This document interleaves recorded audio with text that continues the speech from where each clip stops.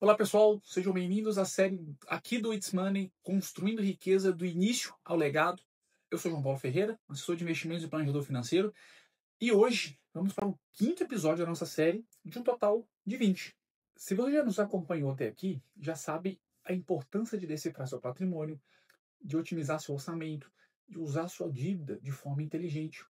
E agora, com essa fundação mais sólida, é hora de olhar para frente e responder talvez a pergunta mais importante: para onde você está indo? E aqui eu não estou falando apenas de ter dinheiro, mas de realizar seus sonhos mais audaciosos de fato, como construir um legado, alcançar a liberdade financeira, talvez gerar um impacto social, se esse fosse o objetivo.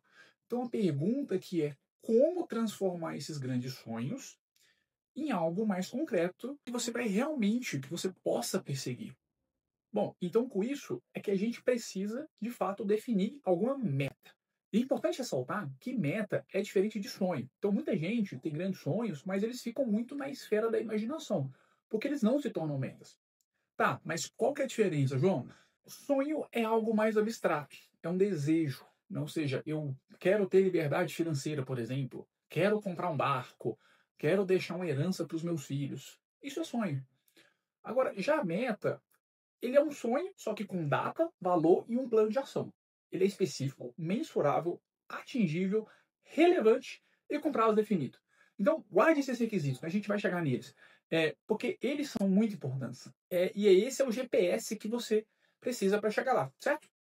Para quem já tem um patrimônio construído, né, e em fase de construção, as metas financeiras elas devem ser um pouco mais estratégicas. Então, imagina que você já tem 1 milhão de patrimônio financeiro acumulado. Então, a ideia agora não é mais sobre juntar o primeiro milhão. Você já está nesse caminho, ou já até alcançou. É sobre multiplicar esse milhão para 10, para 100, ou para gerar uma renda X, que talvez você não tenha ainda. Então, é garantir que o seu dinheiro trabalhe para você, sustentando o seu estilo de vida, sem precisar ficar vendendo os seus ativos. É deixar um legado para as futuras gerações, ou para uma causa que você acredita. É ter liberdade de escolher quando e como você quer trabalhar.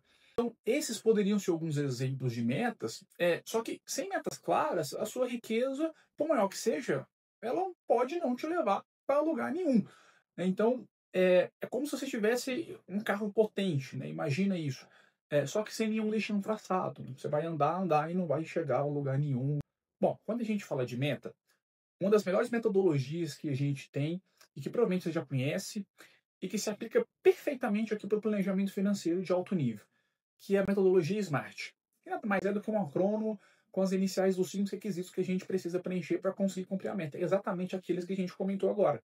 Então, primeiro requisito, né? O S é de específico. Então, o seu sonho ele precisa ser realmente detalhado. Em vez de utilizar, eu quero ter minha liberdade financeira, começa a utilizar agora, quero ter um patrimônio que gere 50 mil por mês. 50 mil de renda passiva, sem precisar trabalhar até o fim da minha vida.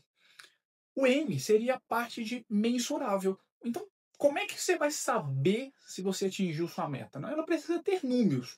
Então, 50 mil por mês de renda, 5 milhões para o fundo específico, né? Então, isso te dá um termômetro de progresso e a capacidade de ajustar a rota se for necessário, certo?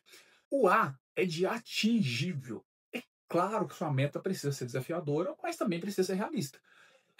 Então é importante que a sua capacidade financeira atual e potencial de cumprimento ela consiga ser atingida de fato. Então, se você quer ter uma renda de 50 mil, não adianta ficar fazendo aporte de R$ 1.000 por mês, porque provavelmente você não vai conseguir atingir ela. Então a gente precisa reavaliar o prazo e as estratégias. E claro, aí que um bom assessor ele vai acabar te ajudar a balancear essa sua ambição com a sua realidade, certo? O E é de relevante, né? Então, ou seja, essa meta realmente ela importa para você? Ela se alinha aos seus valores, ao seu propósito de vida? Ela gera algum impacto na sua vida, na vida da sua família? Então, por exemplo, quero ter uma renda de 50 mil para que minha família vive com um padrão de vida minimamente aceitável. Ok, sendo relevante, está dentro aqui dos requisitos que a gente precisa cumprir. E por fim, tempo, né? O T seria tempo. Toda meta precisa de um prazo. Então, quero até os 55 anos, em 3 anos eu quero cumprir tal coisa, em 5 anos, o prazo vai criar ali uma certa urgência e disciplina. Então, divida essas metas grandes em etapas menores em prazos intermediários. Isso torna o processo menos assustador e mais controlável. Você consegue, de fato, medir ao longo do tempo. Bom, quando se trata de metas, a gente poderia também dividir elas em 3 etapas aqui, como metas de curto, de médio e de longo prazo. Então, para a gente for categorizar as suas metas para organizar dentro do seu planejamento financeiro, a gente pode pensar em exemplos de meta alcançáveis, certo? Meta de curto prazo, né? São aquelas metas ali de prazos de até 1 ano. Então, por exemplo, eu quero otimizar a rentabilidade da minha reserva de oportunidade. Eu quero pagar a dívida de alto custo que você identificou lá no seu, quando estava decifrando seu patrimônio. Eu quero fazer minha primeira alocação em um novo tipo de ativo ou classe de ativo diferente que eu não tenho na minha carteira. Bom, são metas de 1 ano. Metas de médio prazo são aquelas que eu encaixaria ali num prazo de 1 a 5 anos aproximadamente. Então, por exemplo, quero adquirir um imóvel que gere um investimento, uma renda X mensal e por aí vai. Quero fazer um aporte significativo no meu portfólio internacional.